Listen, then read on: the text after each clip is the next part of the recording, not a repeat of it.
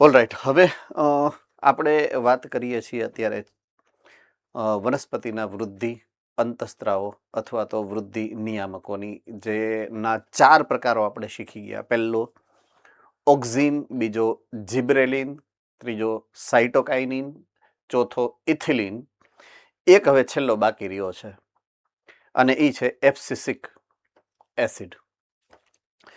તો એબ્સિસિક એસિડની વાત શરૂ કરીએ એ પહેલા એના નામ અને એના ગુણધર્મની વાત પહેલા શીખવી પડે આપણે, બરાબર છે? તો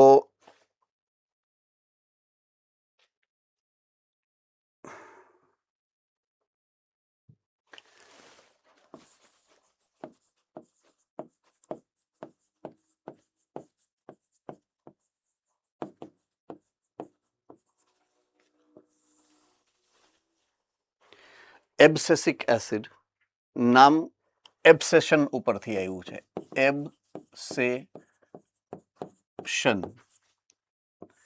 જેનો અર્થ થાય છે પતન. એબ્સેશનનો અર્થ થાય છે પતન. એફસીઈ છે, સોરી. એબ્સેશનનો અર્થ થાય છે પતન.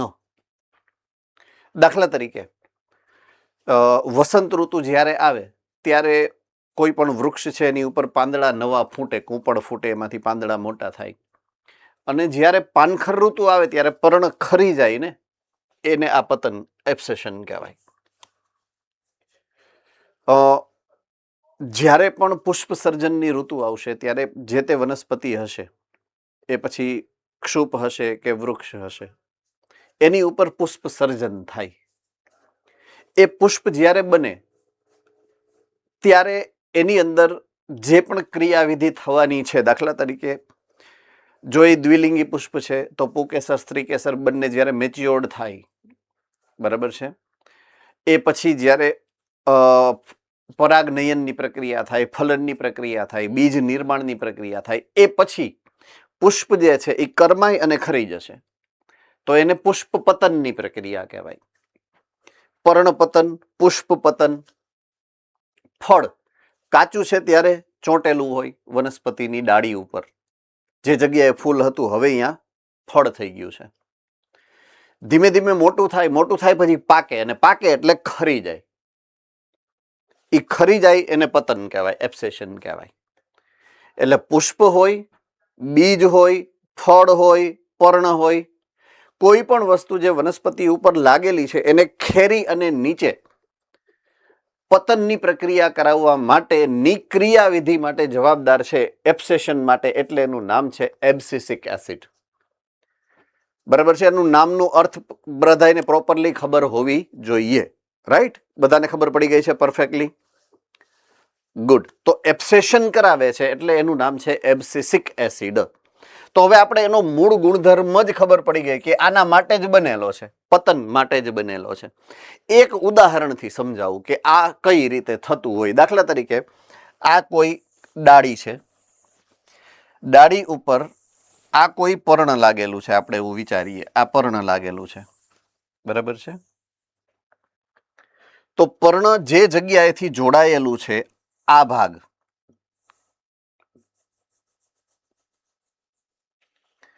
એને આમ જોવા જઈએ તો આપણે કહીએ છીએ શાખા,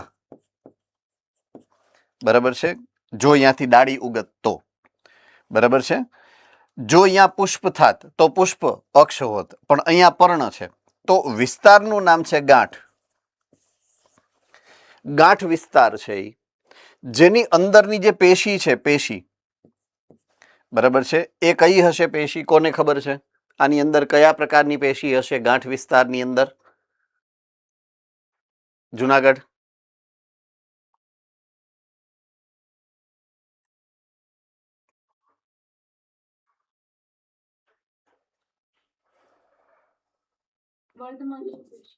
ગુડ. વર્ધમાન પેશીના કોષો છે એની અંદર, બરાબર છે?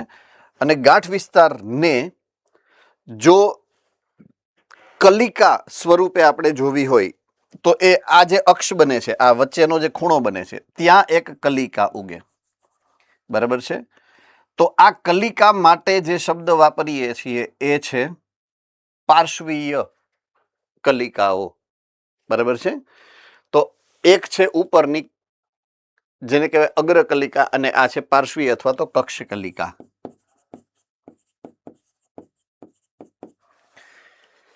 તો અહીંયા જે વર્ધમાન પેશી છે એની અંદર સામાન્ય રીતે બે પ્રકારના જે અંતઃસ્ત્રાવો બનતા હશે, બરાબર છે.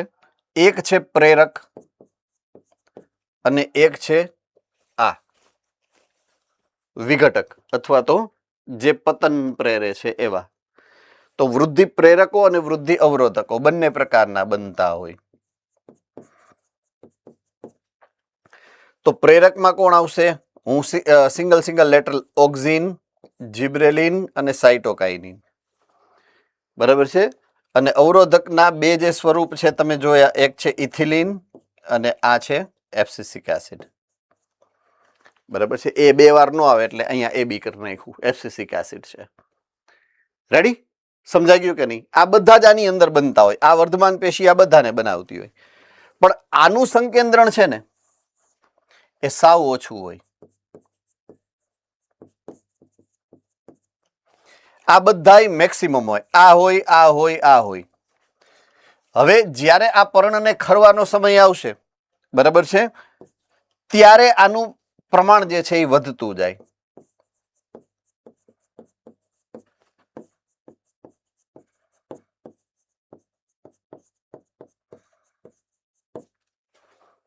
જ્યારે આ પર્ણને ખેરવવાનું કામ કરવાનું છે ત્યારે એનું જે પ્રમાણ છે એ વધી જાય, એનું સિક્રિશન, એનું એટલે કે સ્ત્રાવ વધી જાય. ક્યાંથી વધે? વર્ધમાન પેશી જ બનાવે તો અહીંયા વધે. હવે એ કરે શું? એની ઇફેક્ટ શું આવે? તો આ જે પેશી છે આ, બરાબર છે, એ પેશીને હું આપણે થોડીક ઝૂમ કરી દઉં દાખલા તરીકે આવી રીતે. તો આ કોષોના સમૂહ છે, બીજું કાંઈ નથી. આ કોષોના સમૂહ છે.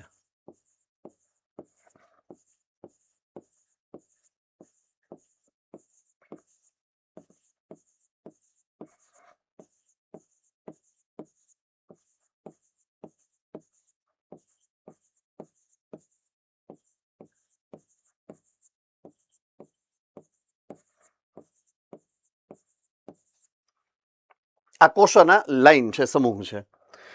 તો એની અસર કઈ રીતે થાય એ તમે સમજો.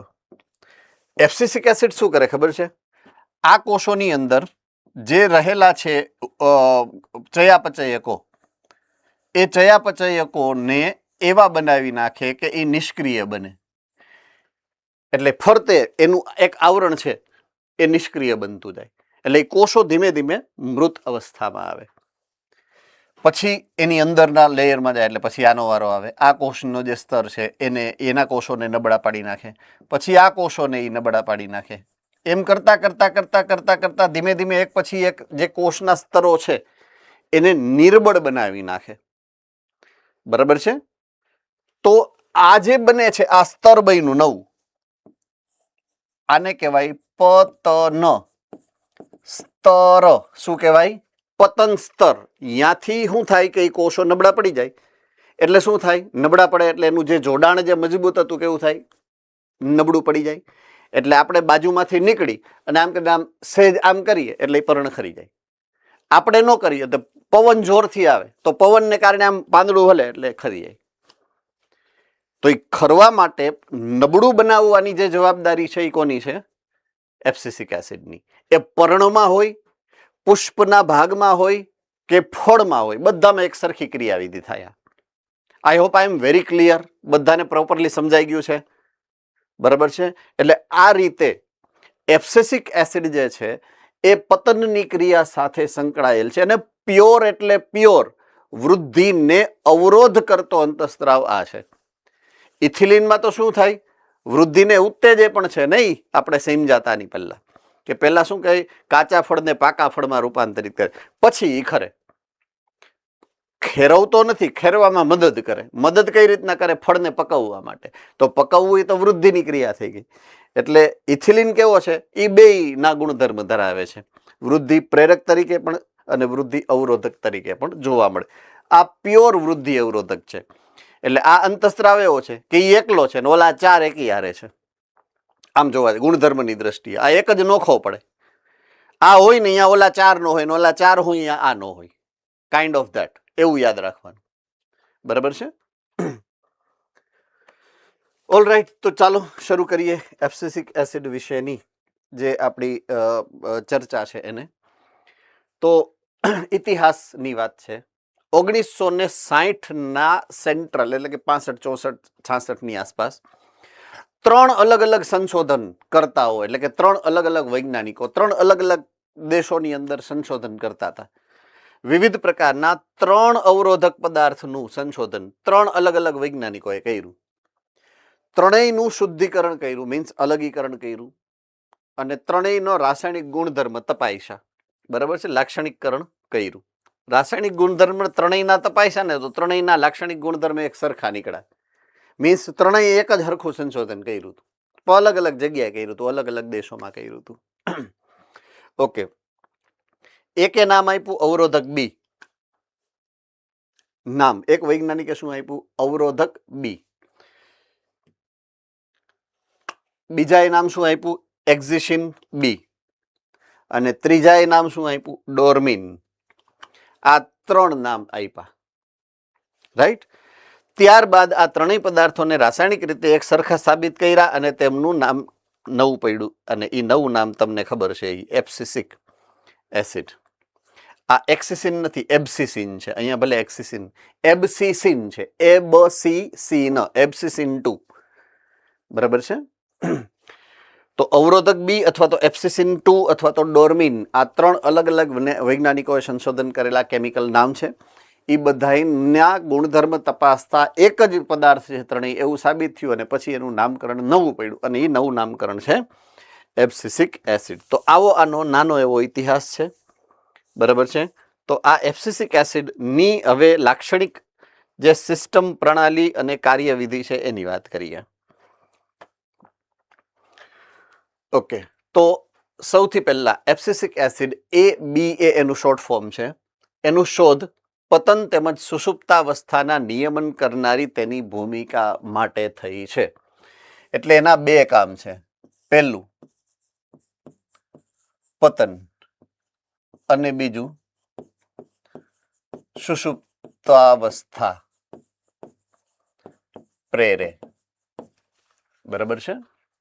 એક પતન પ્રેરે અને બીજું સુષુપ્તાવસ્થા પ્રેરે. પતન એટલે શું મેં સમજાયું, સુષુપ્તાવસ્થા એટલે શું એ તમને ખબર છે. બીજનું નિર્માણ થાય તો બીજની અંદર ભ્રૂણ જે છે એ નિષ્ક્રિય હોય છે, જીવંત અવસ્થામાં પણ નિષ્ક્રિય હોય છે લાંબા સમય સુધી.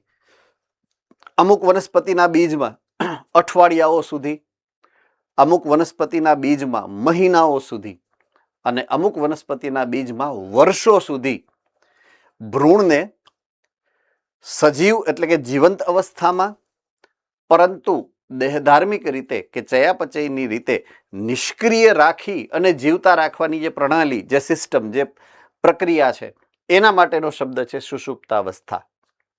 બરાબર છે. તો સુષુપ્તાવસ્થામાં એટલે કે બીજ, તમે દાખલા તરીકે આપણા ઘરના રસોડામાં જાઓ અને મગની જે બોટલ છે એમાંથી મગ કાઢો તો એ મગની અંદર ભ્રૂણ તો છે જ, પણ કેવો છે? સુષુપ્ત અવસ્થામાં છે. તો એ સુષુપ્તાવસ્થા શું કામ છે? એની અંદર આ એબ્સિસિક એસિડનું સંકેન્દ્રણ વધારે હોય એટલા માટે. બરાબર છે. હવે એ જ બીજને તમે શું કર્યું? તો કે જમીનની અંદર નાખીને પાણી નાખો, પાણી અંદર જાય એટલે મેં તમને સમજાવ્યું હતું કે સુષુપ્તાવસ્થા તૂટે. તો સુષુપ્તાવસ્થા તૂટે એટલે એક પછી એક ઓલા ઓક્ઝિન છે, જિબ્રેલિન છે, સાઇટોકાઇનિન છે વગેરે જેવા અંતઃસ્ત્રાવનું નિર્માણ થવા માંડે. ઓલો ભ્રૂણ જે સૂતો તો એ જાગે એટલે એ 4 પ્રકારના અંતઃસ્ત્રાવનું સંકેન્દ્રણ વધી જાય. કોના કરતા? એબ્સિસિક એસિડ કરતા. એટલે સુષુપ્તાવસ્થા જે તૂટી જાય. સુષુપ્તાવસ્થા તોડવાની જવાબદારી કોની છે? કોણ કહી શકશે? જીનિયસ જુનાગઢ.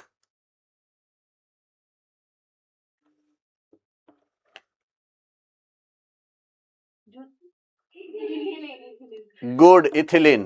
સુષુપ્તાવસ્થાની તોડવાની જવાબદારી કોની છે? ઇથિલિન. Right, good. તો સુષુપ્તાવસ્થા પ્રેરે છે કોણ? Abscisic acid. અને તોડે છે કોણ? તો કે ઇથિલિન. તો પતન અને સુષુપ્તાવસ્થા સાથે જોડાયેલ છે એબ્સિસિક એસિડ. ઓકે. વનસ્પતિ વૃદ્ધિ અને વિકાસમાં વ્યાપક પ્રમાણમાં અસર દર્શાવે છે. કઈ રીતે? વૃદ્ધિની પ્રક્રિયાને અવરોધ કરવાની. જો વૃદ્ધિના કે વિકાસની જે પ્રક્રિયાઓ છે, એક સિમ્પલ લોજિકલ ઉદાહરણથી તમને સમજાવું.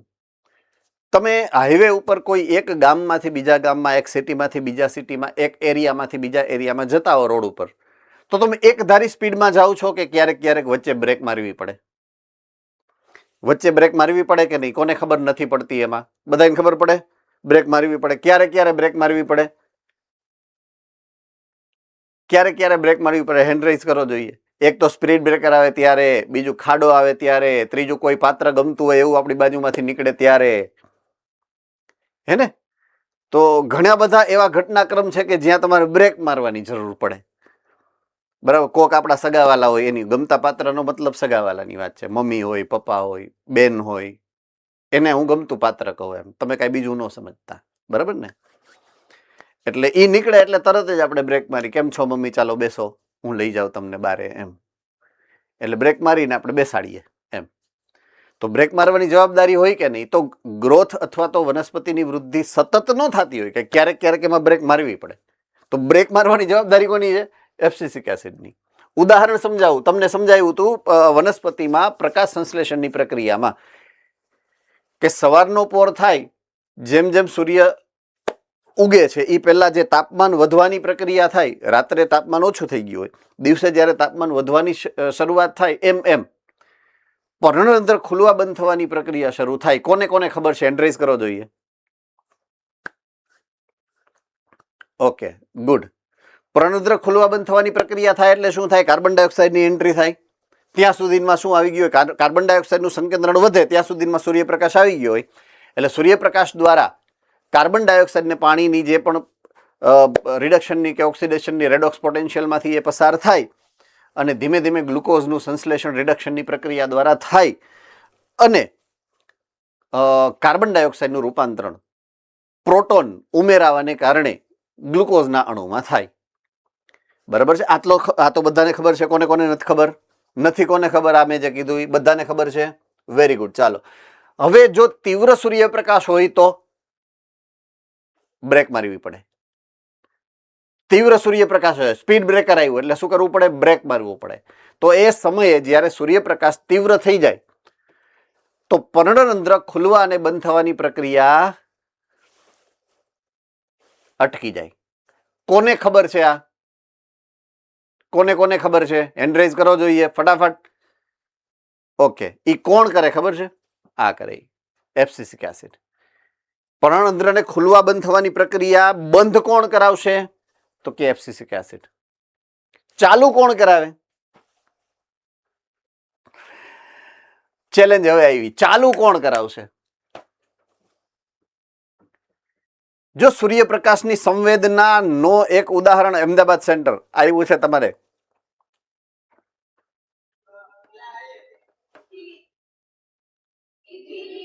ઇથિલિન. ઓકે, ઇથિલિન કે પ્રકાશ સંશ્લેષણ દરમિયાન પર્ણરંધ્ર ખુલવા બંધ થવાની પ્રક્રિયાનું સંચાલન બે રીતે થાય. એક, સૂર્યપ્રકાશની હાજરીની નોંધ જે ઓક્સિજન લેશે, અને બીજું ખુલવા બંધ થવાની પ્રક્રિયાનું નિયમન ઇથિલિન કરશે. જો આ જ સમજવાનું છે તમારે, આવું જ તમારે કોરિલેટ કરી અને એપ્લાય કરવાનું છે જ્યાં જ્યાં તમે ભણી ગયા છો પહેલા, એની સાથે આ બધા ઘટનાક્રમને કોરિલેટ કરવાના છે. અને પછી એવા પ્રશ્નો નીટની અંદર આવે છે યુઝ્યુઅલી. એટલે આપણે એમ થાય કે 12નો પ્રશ્ન છે. 12નો નથી, પોઈન્ટ એક જ છે જે તમને 3-4 અલગ અલગ ચેપ્ટરની અંદર ભણાવેલો હોય. બરાબર છે? પોઈન્ટ તો તમારે આવી ગયો છે બુકની અંદર. ઓલ રાઈટ, ચાલો. તો વનસ્પતિના વૃદ્ધિ અને વિકાસમાં મોટી અસર દર્શાવે. સામાન્ય વનસ્પતિ વૃદ્ધિ અવરોધક તરીકે કામ કરે અને વનસ્પતિની ચયાપચયની પ્રક્રિયામાં એ અવરોધક છે. ચયાપચયને બંધ કરે. સુષુપ્તાવસ્થાની હમણાં જે વાત કરી હતી મેં, એમાં શું કીધું હતું? ભ્રૂણને સુષુપ્ત કઈ રીતે રાખે છે? ચયાપચયની દ્રષ્ટિએ સુષુપ્ત રાખે છે. ચયાપચય બંધ કરી દે. રાઈટ? ઓકે, આવી રહ્યું. બીજના અંકુરણને અવરોધે, વાયુરંધ્રને બંધ કરે, વનસ્પતિના વિવિધ પ્રકારના તણાવ માટેની સહનશીલતામાં વધારો કરવાની ક્ષમતા આપે છે. બંધ શેના માટે કરે છે એ મહત્વનું છે. પર્યાવરણીય પરિબળ અનુકૂળ નથી, એની સામે એ રક્ષણાત્મક સિસ્ટમ બનાવે છે. એટલે ભલે એ કામ ઊંધું કરે, ભલે કામ અવરોધનું કરે, પણ ફાયદા માટે કરે છે. કાયદો છે એટલે ફાયદો છે. સમજ में आ रही है बात? यस और नो? આજે ઘણી વાર હું ખીજાતો હોઉં, ઘણી વાર મમ્મી પપ્પા ખીજાતા હોય, તો એ કઈ વિલન થોડા છે. બરાબર છે? ઈયા એફસીસિક એસિડ અવરોધક છે, પણ છે શેના માટે?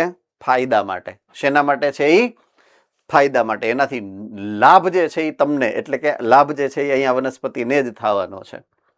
એટલે વનસ્પતિ પર્યાવરણની જે હાનિકારક અસર છે ને એનાથી બચી શકશે. બરાબર છે? આઈ હોપ તમને બધાને પરફેક્ટલી સમજાણું છે હું જે સમજાવવા માંગુ છું એ. રાઈટ? ઓકે. એટલે એને તણાવ અંતસ્ત્રાવ અથવા તો સ્ટ્રેસ હોર્મોન પણ કહે છે. ચેપ્ટર નંબર આઈ થિંક 19-19 તમારે અમુક સેન્ટરમાં ચાલી ગયું હશે, અમુક સેન્ટરમાં હવે ચાલશે. પ્રાણીઓની અંદર સ્ટ્રેસ હોર્મોન એટલે કે તણાવ પ્રેરક અંતસ્ત્રાવો, તણાવ અવરોધક અંતસ્ત્રાવો એટલે કોને કોને ખબર છે? ચાલો, ઇમરજન્સી હોર્મોન પણ કહેવાય એને. જીનિયસ જુનાગઢ.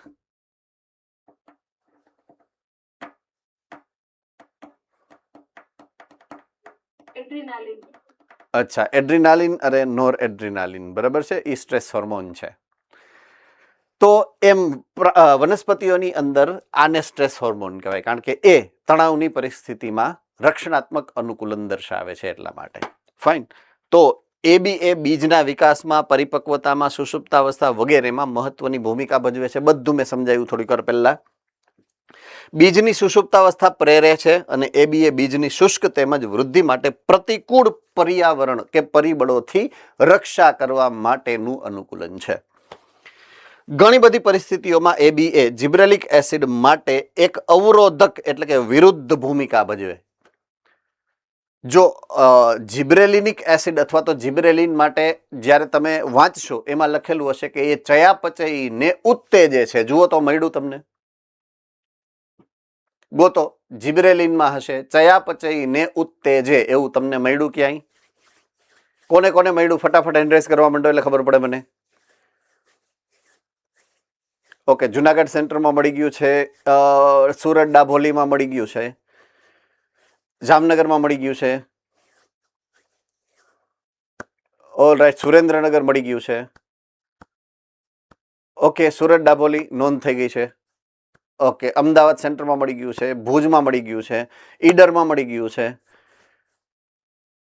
બાલાસિનોર મળી ગયું છે, મોરબી મળી ગયું છે, ગુરુકુલમાં નથી મળ્યું લાગતું, મળી ગયું છે. Okay, good. મોડાસા મળી ગયું છે. ઓકે, મોટા ભાગના સેન્ટરમાં મળી ગયું છે. તો એનાથી ઊંધું અહીંયા ઓલરેડી લખેલું છે, જુઓ અહીંયા, ચયાપચયને અવરોધે. ઓલું ચયાપચય ઉત્તેજે, આ ચયાપચય અવરોધે, એટલે એકબીજાથી ઊંધી અસર કરે. તો જીબ્રેલિનિક એસિડ થી ઊંધી અસર દર્શાવતું એબ્સિસિક એસિડ છે. પ્રશ્ન પૂછી શકાયો, બરાબર છે, ડાયરેક્ટલી આપેલો છે અહીંયા, એટલે એનું તમે આ પ્રશ્નના સ્વરૂપે એમસીક્યુમાં કદાચ એનો ઉપયોગ કરી શકે છે. ઓલ રાઈટ, નેક્સ્ટ પોઈન્ટ ને વાત કરીએ તો ઓકે, વનસ્પતિના વૃદ્ધિ નિયામકો, એની આંતરક્રિયાઓ, બરાબર છે. જીબ્રેલિન, એબ્સિસિક એસિડ, ઇથિલિન, ઓક્ઝિન, આ બધા આપણે જોયા, 5 બરાબર છે. એબ્સિસિક એસિડનું કામ એ આપણે હમણાં છેલ્લે જે સમજ્યા એ પ્રમાણે. તો 5 પ્રકારના અલગ અલગ પ્રકારના જે અંતઃસ્ત્રાવો છે, એ અંતઃસ્ત્રાવો 5 એમાંથી જેટલી પણ એનું ઉત્પત્તિ સ્થાન કયું? પહેલા તો આપણે ફરીથી હું પહેલા તો છે ને અહીંયા આવી જાઉં. ઓકે,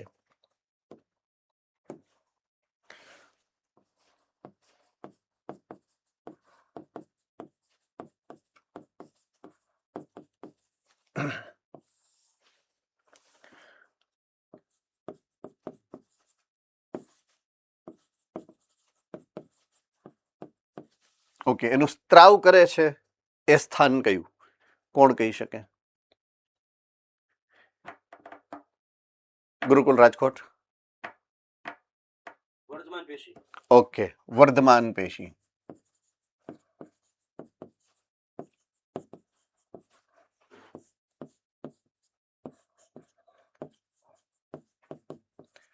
અગ્રકલિકા પણ હોઈ શકે, કક્ષકલિકા પણ હોઈ શકે, અને જો દ્વિતીય વૃદ્ધિ થતી હોય તો એધા પણ હોઈ શકે. ઓકે, પ્રકારની જ્યારે આપણે વાત કરીએ તો એના બે પ્રકાર તમે સમજ્યા છો. એક વૃદ્ધિ પ્રેરકો છે અને એક વૃદ્ધિ અવરોધકો છે. પ્રેરકોની અંદર તમે ત્રણ સ્વરૂપ જે ભણ્યા છો, એક છે ઓક્ઝીન, એક છે જિબ્રેલિન અને ત્રીજું છે સાઇટોકાઇનિન.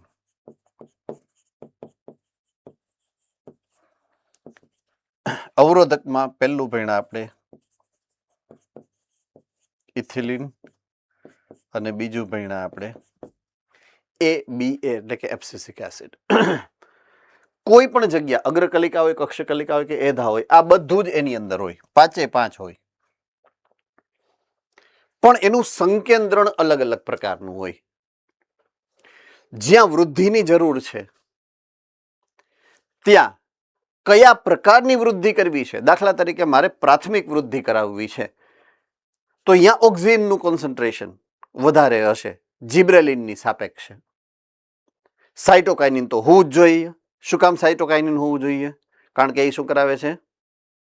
કોષ વિભાજન. તો જિબ્રેલિન શું કામ હોવું જોઈએ? કારણ કે એ શું કરાવશે? વિભેદન. ચયાપચય કોણ કરાવે છે? જિબ્રેલિન કરાવે છે. સમજાય છે કે નહીં? ચયાપચયના દરમાં વધારો કોણ કરાવે છે? ઇથિલિન. તો ઇથિલિનની જરૂરિયાત પડે. તો બધાયની જરૂરિયાત છે. કેની જરૂરિયાત નથી? ABA ની. તો એનું કોન્સન્ટ્રેશન સાવ ઓછું હોય. વૃદ્ધિ પામતા ભાગમાં પ્રાથમિક વૃદ્ધિ દરમિયાન ઓક્સિજન વધારે હોય જિબ્રેલિનની સાપેક્ષે. એબ્સિસિક એસિડ પણ હોય, પણ એ કેટલું હોય? સાવ નિમ્ન. હવે દાખલા તરીકે વિભેદન કરાવવું છે, પર્ણની જે ડાળી છે એની બદલાય મારે પુષ્પ વિન્યાસ અક્ષ બનાવવો છે, તો એ જવાબદારી કોની આવશે? પર્ણ વિન્યાસ અક્ષને પુષ્પ વિન્યાસ અક્ષમાં ફેરવવાની. પુષ્પ સર્જન કોણ પ્રેરે છે? અમદાવાદ.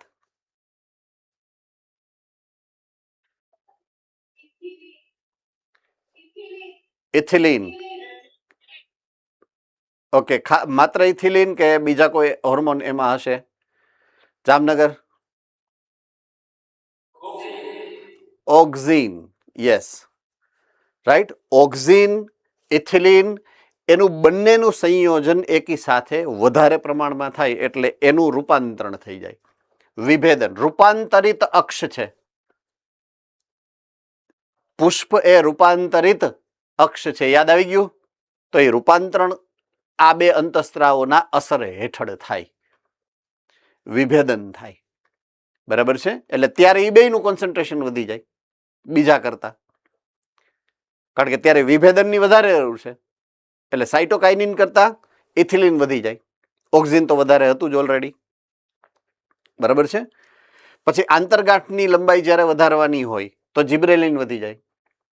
પછી દ્વિતીયક વૃદ્ધિ કરાવવી છે તો જિબ્રેલિન વધી જાય. તો એ રીતે અલગ અલગ જગ્યાએ અલગ અલગ જરૂરિયાત પ્રમાણે એનું કોન્સન્ટ્રેશન વધારે અથવા તો ઓછું થઈ શકે. તો એકી સાથે જ્યારે અલગ અલગ પ્રકારના વૃદ્ધિ પ્રેરકો કામ કરતા હોય ત્યારે એકબીજા સાથે જે એની અસર થાય ને એને આંતરક્રિયા કહેવાય.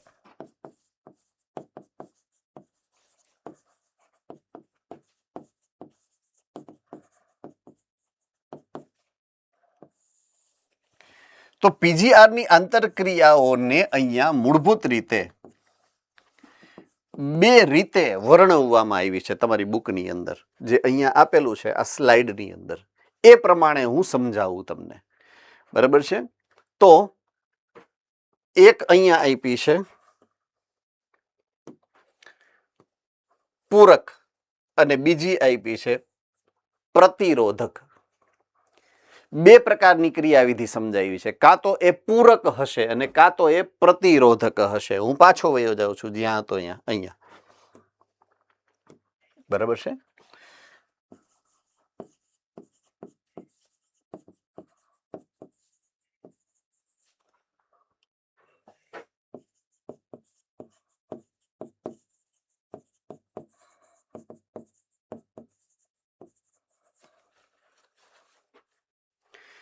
હવે હું એમ કહું કે એબ્સિસિક એસિડ એના વિરુદ્ધમાં જિબ્રેલિન હમણાં થોડીક વાર પહેલા આવ્યું હતું, તમને ખ્યાલ છે? બરાબર છે. એ એકબીજાથી સમાન અસર દર્શાવે છે કે ઊંધા અવળી દર્શાવે છે? ઊંધા અવળી દર્શાવે. બરાબર છે. એટલે મારે જો એકબીજાથી ઊંધા અવળી જે ક્રિયાવિધિ દર્શાવે છે એ સમજાવવું હોય તો એને શું કહેવાય? પ્રતિરોધક ક્રિયાવિધિ. તો આના એક્ઝામ્પલમાં હું લખું છું, જે હમણાં તમે સમજ્યા છો કે એબ્સિસિક એસિડ વર્સિસ જિબ્રેલિન. એબ્સિસિક એસિડ શું કરે છે? ચયાપચયને બંધ કરી દે છે. જિબ્રેલિન શું કરે છે? ચયાપચયને ઉત્તેજે છે. રેડી? તો એને કેવું કહેવાય? પ્રતિરોધક ક્રિયાવિધિ. હમણાં થોડીક વાર પહેલા જેની આપણે ચર્ચા કરી છે. હવે એ જ પ્રમાણે પૂરક ક્રિયાવિધિ જે છે એની વાત પણ અગાઉ આપણે સમજ્યા. દાખલા તરીકે હું એમ કહું કે ઓક્ઝિન છે કે જિબ્રેલિન છે એ લંબાઈમાં વધારો કરે. ઓક્ઝિન જે કરે છે એ શું કરે છે? તો કે કક્ષકલિકાઓની ક્રિયાવિધિને અવરોધી અને ફક્ત લંબાઈમાં વૃદ્ધિ કરશે, પહોળાઈમાં નહીં. જ્યારે જિબ્રેલિનની અસર શું છે? આંતરગાંઠની લંબાઈમાં વધારો કરવો અને દ્વિતીયક વૃદ્ધિ દરમિયાન પહોળાઈમાં વધારો કરવો. એમ આઈ વેરી કરેક્ટ? પણ ઈ લંબાઈમાં વધારો કરવો હશે કે પહોળાઈમાં વધારો કરવો હશે, કોઈ પણ પ્રકારની ક્રિયાવિધિમાં એને નવા કોષોની જરૂરિયાત પડે, કોષ વિભાજનની જરૂરિયાત પડે કે ન પડે? પડે. હા. તો કોષ વિભાજન કોણ કરાવે? સાઇટોકાઇનિન. તો ઓક્ઝિનને કોની જરૂરિયાત પડે? સાઇટોકાઇનિનની. જિબ્રેલિનને કોની જરૂરિયાત પડે?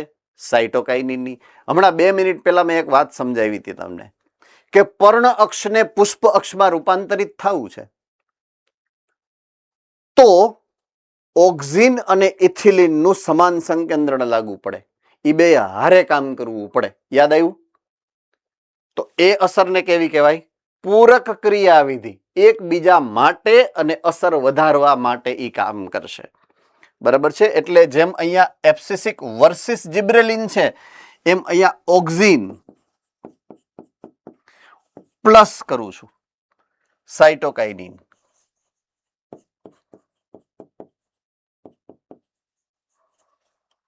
રાઈટ? ઓર જિબ્રેલિન પ્લસ સાइटोकाइनिन और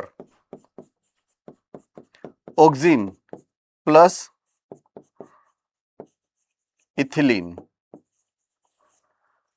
राइट? Auxin plus ethylene. तो जेवी एनी जरूरियात हशे ई प्रमाणे आ खाली जिब्रेलिन वर्सिस ज नथी, एब्सिसिक एसिड ऑक्सिन वर्सिस पण छे, साइटोकाइनिन वर्सिस पण छे. ई तो क्यो के नो क्यो बे एक ज थाय. कोष विभाजन ने बंध करावे छे तो साइटोकाइनिन अगेंस्ट में ज काम करे ने. बराबर छे? એટલે ઈ વર્સિસ માં સાइटोकाइनिन આવી ગયું, ઈ વર્સિસ માં ઓક્સિન પણ આવી ગયું અને ઈ વર્સિસ માં ઇથિલિન પણ આવી ગયું. રેડી?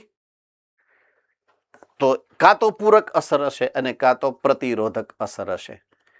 તો એ વસ્તુ તમને ત્યાં સ્લાઇડમાં સમજાવેલી છે. બરાબર છે. લખતા લાગો છો એવું આમ ઊંધે કાંધ પડ્યા છો બદલે લખો તેવું સાબિત થાય છે. આઈ હોપ લખાઈ ગયું હશે હવે. રાઈટ? ઓકે.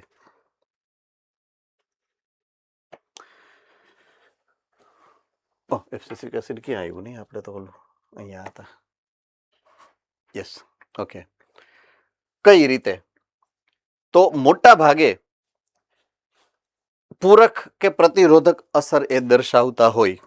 ઓકે, હવે બીજા પ્રકારની અસર પણ છે. જુઓ, કાં તો વ્યક્તિગત હશે અને કાં તો સંયુક્ત હશે. વ્યક્તિગત એટલે સિંગલ.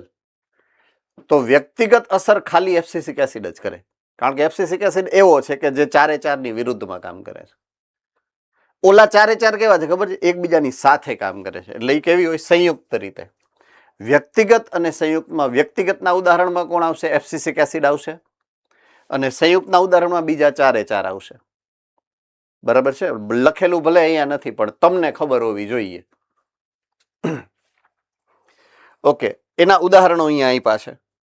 પહેલું, વનસ્પતિઓના જીવનમાં ઘણી ઘટનાઓમાં એકથી વધારે પીજીઆરની આંતરક્રિયાની ઘટનાની અસર થાય, જેના ઉદાહરણો મેં હમણાં તમને લાસ્ટ સ્લાઇડમાં લખીને સમજાવ્યા. ઉદાહરણ તરીકે બીજ અથવા તો કલિકામાં સુષુપ્તાવસ્થા કરવી છે તો કોણ? વ્યક્તિગત રીતે એબ્સિસિક એસિડ કામ આવે. અને તોડવી હોય તો સંયુક્ત રીતે બાકીના બધાય કામ આવે. Correct or not? All right. પછી પતન પ્રેરવું છે તો પતન પ્રેરવું હોય એટલે પહેલી શરૂઆત કોણ કરે? ઇથિલિન. અને પછી એની ઉપર કોણ કામ કરે? તો કે એબ્સિસિક એસિડ. તો અહીંયા બે સંયુક્ત અસર દર્શાવશે. બરાબર? વૃદ્ધત્વ છે, જીર્ણતા છે, અગ્રીય પ્રભાવિતતા છે, આ બધા એવા ઘટનાક્રમો છે કે જેમાં કાં તો સંયુક્ત અસર હશે, કાં વ્યક્તિગત અસર હશે, કાં તો પૂરક અસર હશે, અથવા તો અવરોધક અસર એટલે કે પ્રતિરોધક અસરો હશે. પીજીઆરની ભૂમિકા એક પ્રકારના આંતરિક નિયંત્રણની છે. આંતરિક નિયંત્રણ એટલે ઈ એકબીજા હારે સમજી લે છે, વાતાવરણ ઉપર ડિપેન્ડન્ટ નથી. એટલે આંતરિક નિયંત્રણ એમ કીધું છે. બરાબર છે? જનીનિક નિયંત્રણ તેમજ બાહ્ય પરિબળોની સાથે તે વનસ્પતિની વૃદ્ધિ તેમજ વિકાસમાં મહત્વપૂર્ણ ભૂમિકા ભજવે છે. એક ઓલું ચાર્ટ ભણાવ્યું તો મેં તમને, આંતરિક પરિબળો અને બાહ્ય પરિબળો. કોઈને યાદ છે? એમાં આંતરિક પરિબળો બે પ્રકારના છે, એક જનીનિક પરિબળ અને એક આ. એટલે ઈ લખેલું છે અહીંયા કે આંતરિક નિયંત્રણની વાત છે, આંતરિક પરિબળ છે પોતે. બરાબર છે? બીજું આંતરિક પરિબળ કયું છે? જનીન. અને બાકીના બાહ્ય પરિબળો છે. તો એ બધાની હારે રહી અને એ કામ કરે છે. વૃદ્ધિની, વનસ્પતિની જે વૃદ્ધિ છે એની પ્રક્રિયા ઉપર અસર કરે છે. ઘણા બધા બાહ્ય પરિબળો જેવા કે તાપમાન, પ્રકાશ એ વનસ્પતિની વૃદ્ધિ અને વિકાસના જે પીજીઆરનું માધ્યમ છે એના દ્વારા નિયંત્રણ કરતા હોય છે.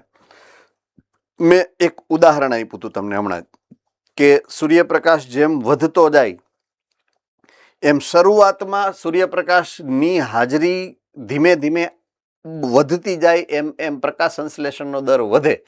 પણ તીવ્ર સૂર્યપ્રકાશ થઈ ગયો તો પ્રકાશ સંશ્લેષણ બંધ થઈ જાય. બંધ કોણ કરાવશે? એબ્સિસિક એસિડ. કોણ કરાવશે? એબ્સિસિક એસિડ. યાદ આવી ગયું? રાઈટ?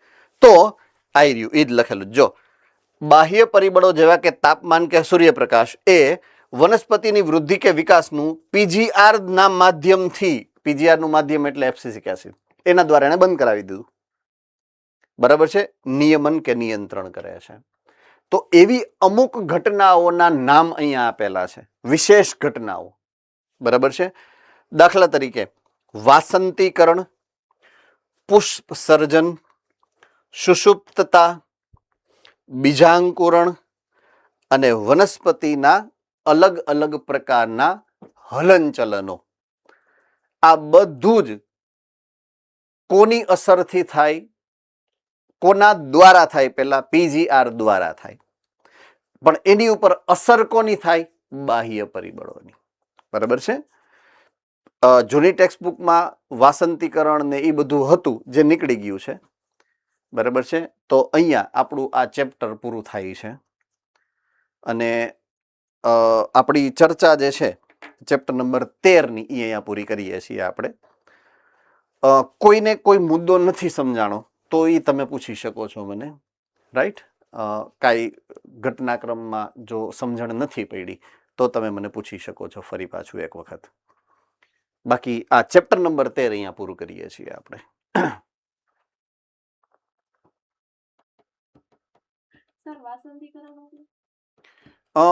એકચ્યુઅલમાં શું છે કે અમુક ચોક્કસ પ્રકારની વનસ્પતિઓની અંદર ચોક્કસ પ્રકારના જે સિઝન એટલે કે ઋતુઓ હોય એના તાપમાન અને સૂર્યપ્રકાશનો જે ફેરફાર છે એને આધારે બીજાંકુરણ થતું હોય. બીજાંકુરણ તો તાપમાનની અસર હેઠળ જે બીજાંકુરણની પ્રક્રિયા છે એને વાસંતીકરણની ઘટના કહેવાય. પણ એ મુદ્દો આપણે અત્યારે નથી આવતો, પહેલા આવતો, જૂના કોર્સમાં હતો, આ નવા કોર્સમાં કાઢી નાખ્યો છે. બરાબર છે? ઓકે, સો યસ, હવે પછીનું પ્લાનિંગ શું એની વાત કરી દો કે હવે આપણે કરવાનું શું છે એમ. તો ધોરણ 12 શરૂ કરું એ પહેલા આપણી પાસે ખાસો એવો સમય છે. હજી તમારા મોટાભાગના સેન્ટરોમાં 2-3 ચેપ્ટર બાકી હશે. અમુક સેન્ટરની અંદર કદાચ એકાદ ચેપ્ટર બાકી હશે ને અમુક સેન્ટરમાં લગભગ કોર્સ પૂરો થઈ ગયો છે. 1-2 સેન્ટરમાં કોર્સ પૂરો થઈ ગયો છે, બાકી બધા સેન્ટરમાં 1-2 ચેપ્ટર્સ તો બાકી છે જ હજુ. તો મીનવાઇલ મેં પ્લાનિંગ એવો કર્યો છે પર્સનલી તમારા માટે કે સૌથી પહેલું આપણે જે લીધેલું ચેપ્ટર છે એટલે કે ચેપ્ટર નંબર 9 એને હું પાછું ક્વિક રિવિઝન, આખું ચેપ્ટર લાઈન ટુ લાઈન તો નહીં ભણાવું પણ થોડુંક ક્વિક રિવિઝન કરાવી દઉં. બરાબર છે? આવતા અઠવાડિયામાં 2 લેક્ચર લઈ લો તો તમને કેવું લાગે છે? બરાબર છે? જે બધાય રાજી થઈ ગયા એ જ જોઈશે છે, હે ને? તો ચેપ્ટર નંબર 9 ના રિવિઝનની વાત આપણે પહેલા કરશું. આવતું અઠવાડિયું આખું એ રિવિઝનમાં જશે. ચેપ્ટર નંબર 9 ના 2 લેક્ચર લઈ લઉં એટલે આવતું આખું વીક કવર થઈ જાય, એટલે ડિસેમ્બર લગભગ પૂરો થઈ જાય. એના પછીના વીકમાં એટલે કે 28મી ડિસેમ્બરથી આપણે ચેપ્ટર પહેલું ધોરણ 12નું શરૂ કરશું. બરાબર છે? મારા પ્લાનિંગ પ્રમાણે. ક્લિયર છે? બરાબર છે? ઓકે, હવે થોડુંક પ્લાનિંગ હું તમને વધારે સમજાવું તો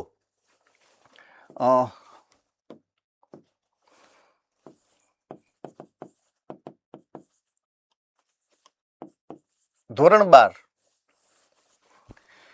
એમાં મારા જે ઓનલાઈનના ચેપ્ટર્સ છે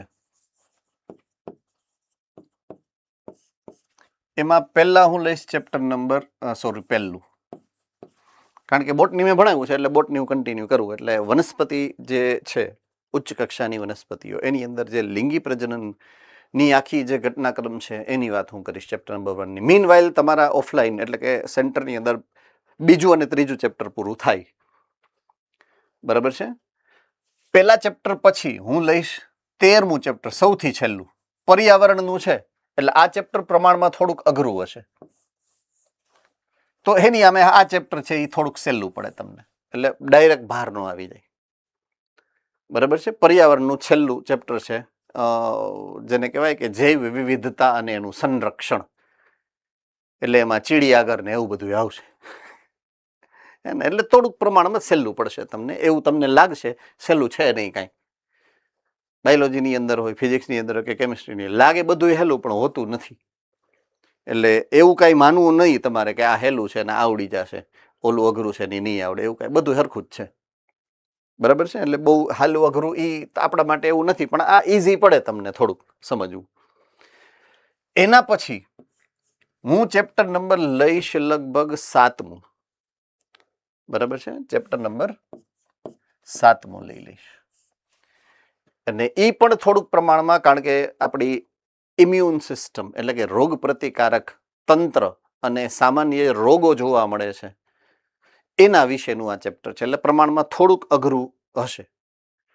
બરાબર છે? ત્યાં સુધીમાં તમારે ચેપ્ટર નંબર 2, 3, 4 થઈ ગયા હશે ત્યાં સેન્ટરની અંદર. એટલે પછી હું લઈશ ચેપ્ટર નંબર 5મું. ચેપ્ટર નંબર 5મું લઈશ. બરાબર છે? જીનેટિક્સનું ચેપ્ટર નંબર 4 અને 5મું જીનેટિક્સના છે. એટલે જીનેટિક્સનું પહેલું ચેપ્ટર એટલે કે ચોથા નંબરનું ચેપ્ટર તમારી સેન્ટરમાંથી લઈ લેશે. એ પૂરું થઈ જાય ત્યાં સુધીમાં હું 5મું ચેપ્ટર લઈશ. રેડી?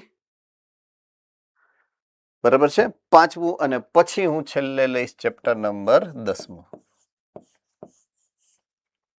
એટલે આ ક્રમની અંદર હું ચેપ્ટર લઈશ. સોરી 9મું. 10મું ત્યાંથી સેન્ટરમાંથી લેશે. 9મું ચેપ્ટર હું લઈશ. રેડી? સો પહેલું, 13મું, 7મું, 5મું અને 9મું સેન્ટરમાંથી જે તમારે લેવાનું છે એ ક્રમ આ રીતના આવશે. પહેલા બીજું, પછી ત્રીજું, પછી ચોથું હા સેન્ટર, પછી 5મું હું લઈશ, પછી 6ઠું, પછી 7મું હું લઈશ, પછી 8મું, 9મું હું લઈશ, પછી 10મું.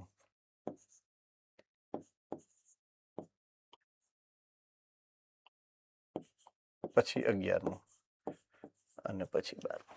આ રીતે લેવાના છે.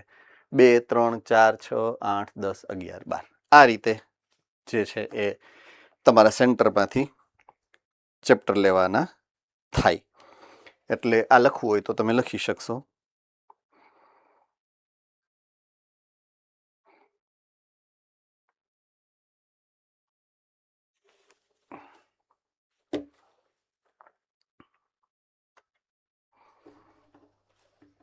લખાઈ ગયું છે? All right. સો આપણે ચેપ્ટર નંબર 1 આવતા વીકમાં ને એના પછીના વીકથી શરૂ કરીએ અને ટોટલ 5 ચેપ્ટર હું ભણાવીશ અને 3 ને 3, 6 ને 2, 8 ચેપ્ટર ત્યાંથી તમને સેન્ટરમાંથી ભણાવવામાં આવશે. તો આ રફ પ્લાનિંગથી આપણે અત્યારે ચાલીએ છીએ.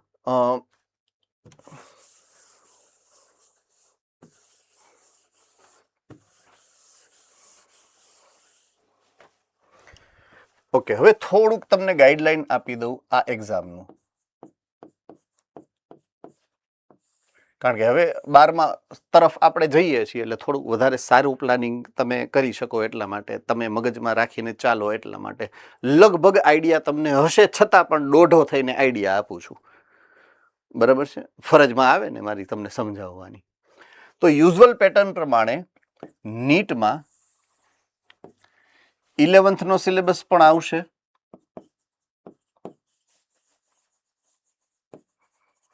અને 12th નો સિલેબસ પણ આવશે.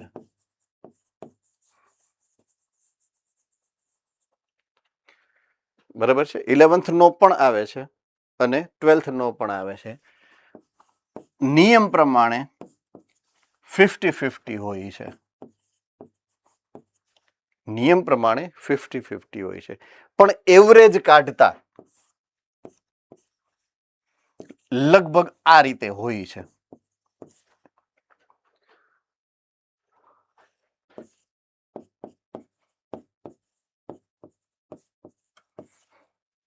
એવરેજ આ રીતે પૂછાતું હોય છે કે 45% જેટલો કન્ટેન્ટ ડાયરેક્ટલી 11th માંથી હોય છે અને 55% જેટલો એવરેજ કન્ટેન્ટ જે છે એક્ઝામનું એ 12th સ્ટાન્ડર્ડની ટેક્સ્ટબુક ઓરિએન્ટેડ હોય છે.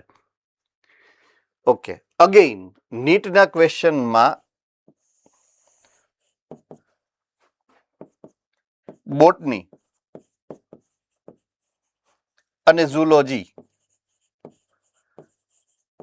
આ પણ બે અલગ અલગ હોય છે પ્રપોર્શનમાં અને સ્ટ્રિક્ટલી 50% હોય છે. બરાબર છે? બંને 50% હોય છે.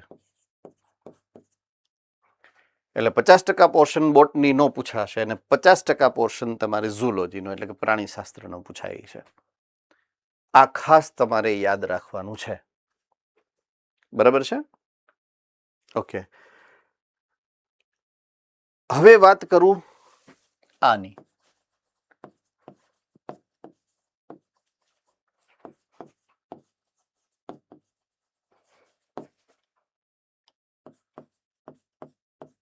Points two remember. Points two remember PTR નો મતલબ થાય. રાઈટ? તો અગર હું વાત કરું average number of questions right. તો સૌથી વધારે ક્વેશ્ચન પૂછાતા હોય જેમાંથી એ છે યુનિટ જીનેટિક્સ.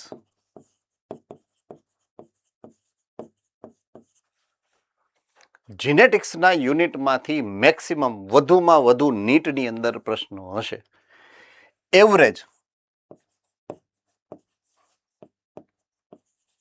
8 થી 10 ક્વેશ્ચન હશે. 8 થી 10 ક્વેશ્ચન તમારે જીનેટિક્સના માની લેવાના છે. બરાબર છે.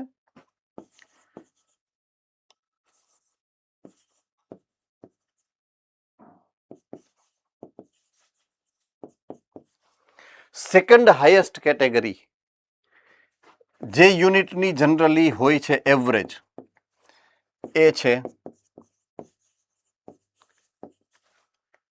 ઇકોલોજી, એટલે કે પર્યાવરણ ને અનુલક્ષી ને છેલ્લા 3 ચેપ્ટર જે છે.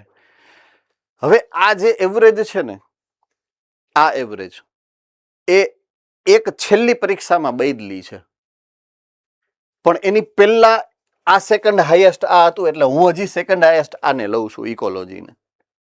બરાબર છે, કે જેની અંદરથી એવરેજ 6 થી 8 ક્વેશ્ચન નીકળશે. ઇકોલોજીમાંથી 6 થી 8 ક્વેશ્ચન નીકળી શકે. હવે આને રિપ્લેસ કોણે કર્યું હતું છેલ્લી પરીક્ષામાં? સેકન્ડ હાઈએસ્ટમાં કોણ હતું? તો ઈ હતું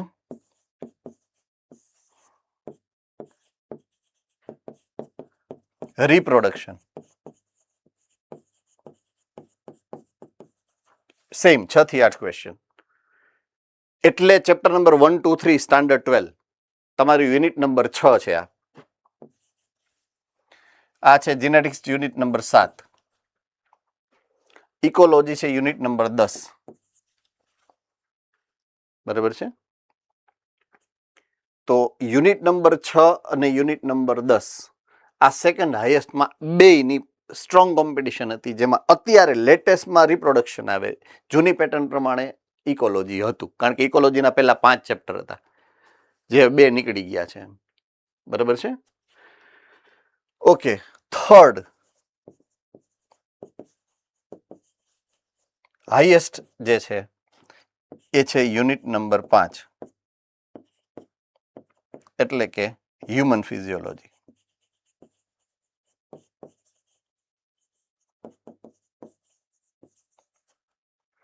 જેમાં એવરેજ ક્વેશ્ચન 5 થી 6 હશે. બાકી બધા એવરેજ 3-4 ક્વેશ્ચન દરેક યુનિટમાંથી હોઈ શકે. બરાબર છે. તો આ રીતે યુઝ્યુઅલ પેટર્ન જે છે એ ડિઝાઇન થયેલી હોઈ શકે છે.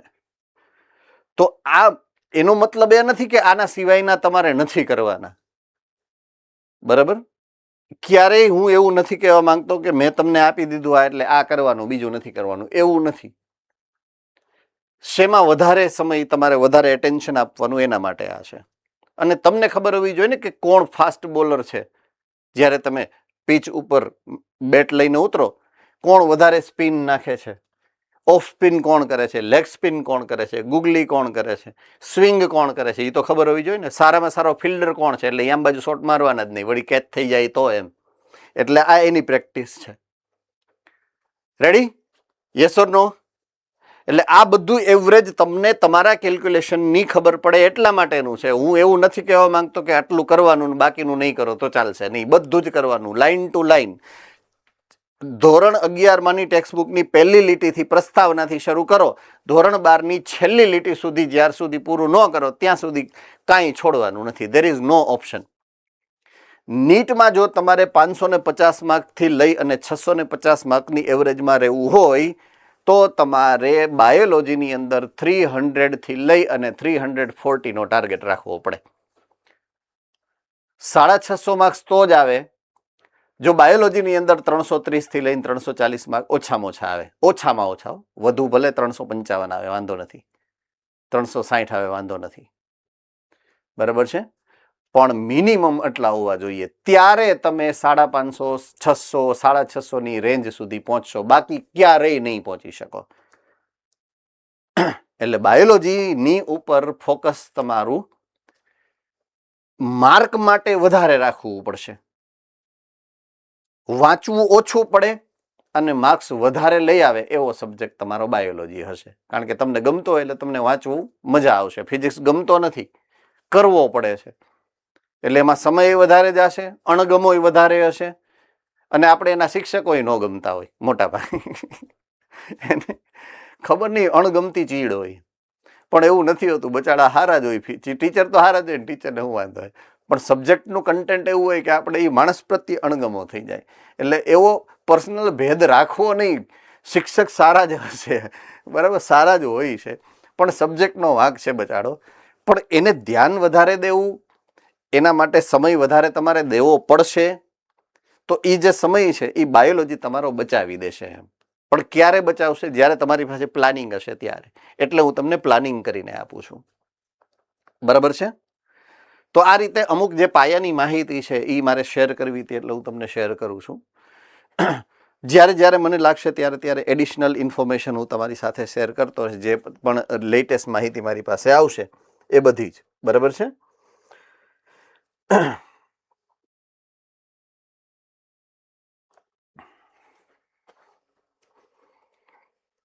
તો ચેપ્ટર નંબર 9ના આપણે રિવિઝનથી સ્ટાર્ટ કરીએ. અડધી કલાક છે આપણી પાસે હજી, તો થોડુંક ઇનિશિયલ પાર્ટ છે એ રિવાઇઝ કદાચ થઈ જાય એમ.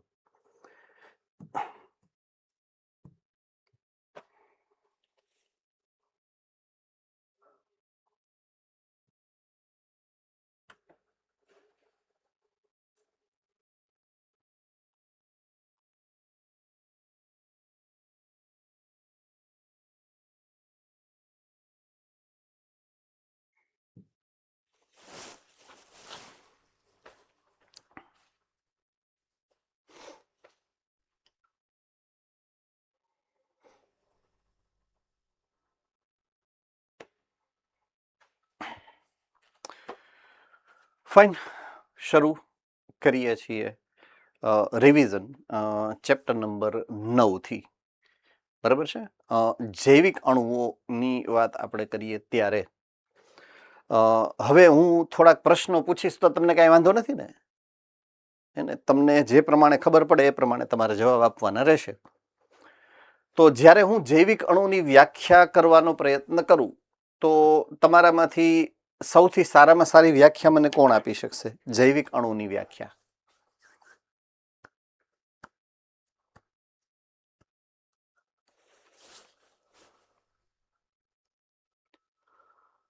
બાલાસિનોર સેન્ટર.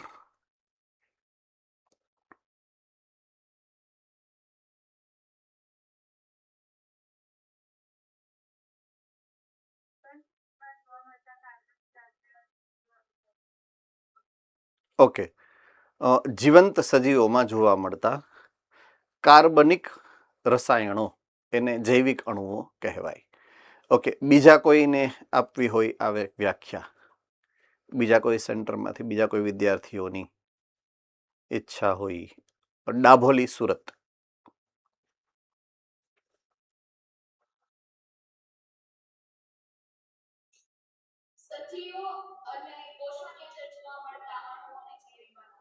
ઓકે, સજીવો અથવા તો કોષોની અંદર જોવા મળતા અણુઓને જૈવિક અણુઓ કહેવાય. ઓકે,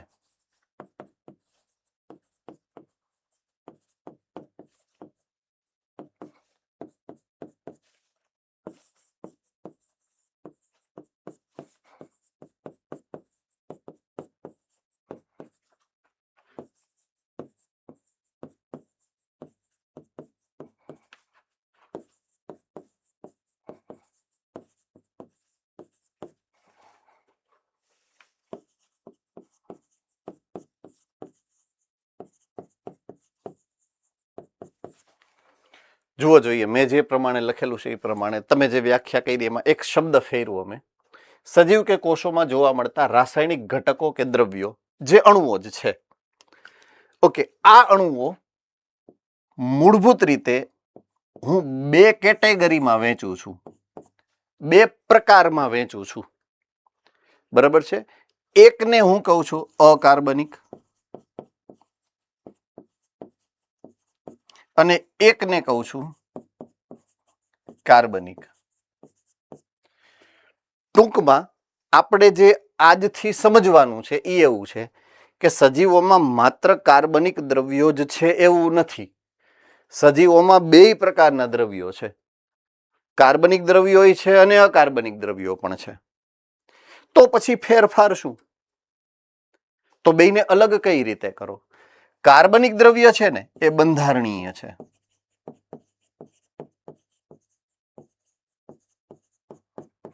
એનું બંધારણ બનાવે છે. આપણા દેહનું, આપણા કોષોનું બંધારણ કોના દ્વારા નક્કી થાય?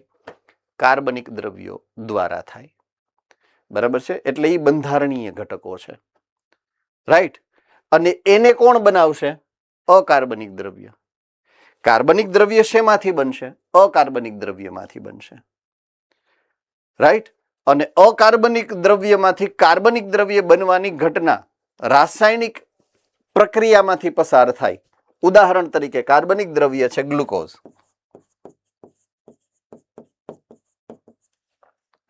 ગ્લુકોઝ બનવાની પ્રક્રિયાને હું કહું છું પ્રકાશ સંશ્લેષણ.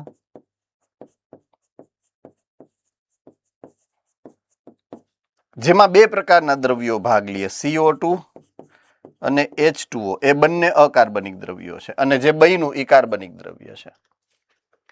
તો એના માટે થવું શું પડે? પ્રકાશ સંશ્લેષણ. શું થવું પડે? પ્રકાશ સંશ્લેષણ થવું પડે. તો પ્રકાશ સંશ્લેષણ શું છે? ચયાપચય, દેહધાર્મિક ક્રિયા. શું છે? દેહધાર્મિક ક્રિયા છે. Yes or no? Thumbs up કરો જોઈએ. દેહધાર્મિક ક્રિયા કેના દ્વારા થાય? ચયાપચય દ્વારા. એટલે અકાર્બનિક દ્રવ્યોને હું કહીશ ચયાપચયિક ઘટકો. આપણા શરીરની અંદર, કોષોની અંદર ચયાપચયના ભાગ લેશે, ચયાપચયની પ્રક્રિયાઓમાં ભાગ લેશે અકાર્બનિક દ્રવ્યો. બરાબર છે?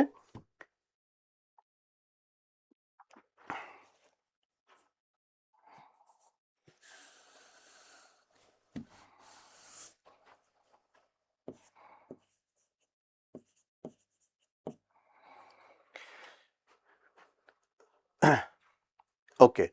આપણા શરીરમાં એટલે કે સજીવના દેહની અંદર કે કોષની અંદર જોવા મળતા મુખ્ય અકાર્બનિક ઘટકો તમને યાદ મેં કરાવ્યા હતા લિસ્ટ આઉટ કરીને. કોને કોને યાદ છે?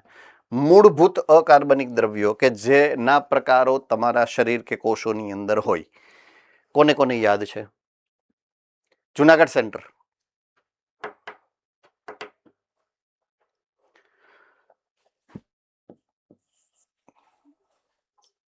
Sodium, potassium, calcium, magnesium. Okay.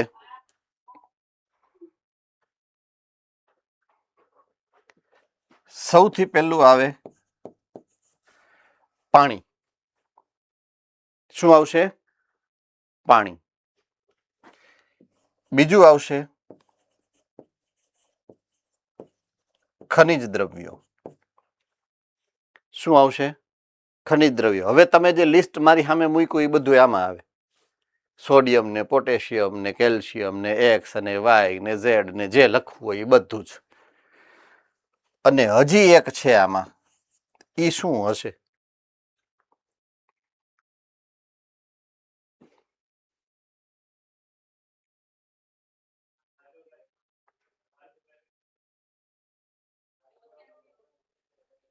ચાલો,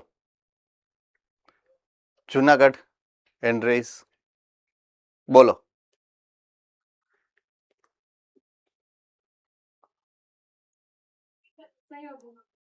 હે?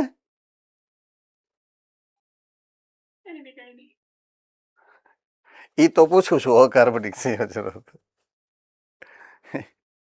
અકાર્બનિક ના ઉદાહરણમાં અકાર્બનિક સંયોજન. હે ભાઈ ભાઈ.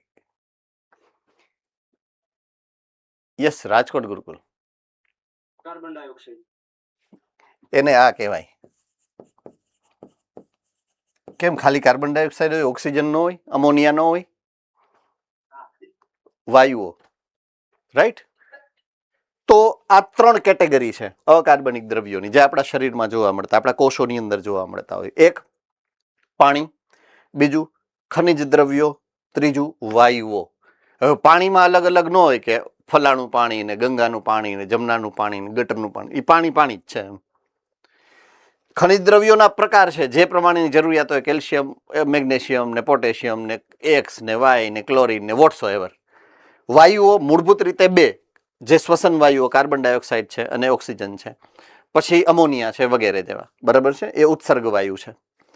તો આ અલગ અલગ પ્રકારના આ અકાર્બનિક દ્રવ્યો કે જે શરીરની અંદર જોવા મળતા હોય. આ ઉપરાંત કાર્બનિક દ્રવ્યની જ્યારે વાત આવશે તો કાર્બનિક દ્રવ્યોના મૂળભૂત સ્વરૂપ છે 4, જે તમે ભણ્યા છો. પહેલું કોણ કહેશે? જામનગર, ચાલો ફટાફટ.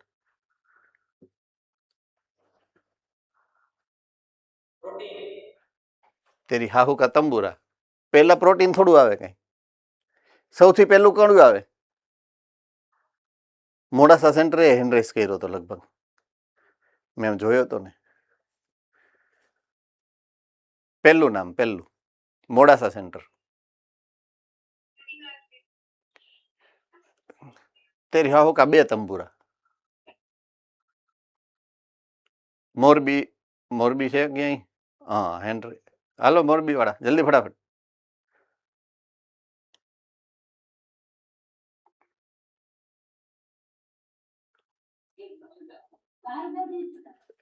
કાર્બોદિત સર.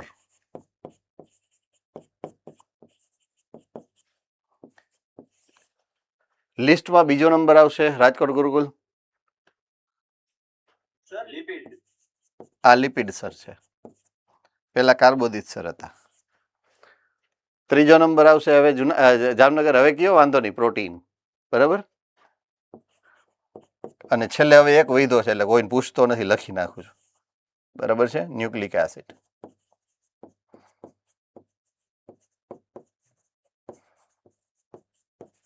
એટલે આવા 4 અલગ અલગ પ્રકારના કાર્બનિક દ્રવ્યો, બરાબર છે. હવે આમાંથી જ્યારે આ બનતા હોય ત્યારે વચગાળાના સંયોજનો ઘણા બધા બને, જેને તમે સામાન્ય રીતે કાર્બનિક એસિડ કહો છો. શું કહો છો? કાર્બનિક acid. Or else vitamins. Vitamin, vital amines. Amines amino એસિડમાંથી રૂપાંતરિત થાય. વિટામિન એ એમિનો એસિડનું રૂપાંતરણ છે. વિટામિન છે ને એ એમિનો એસિડનું રૂપાંતરણ છે. વિટામિન નામ છે વિટામિન. જો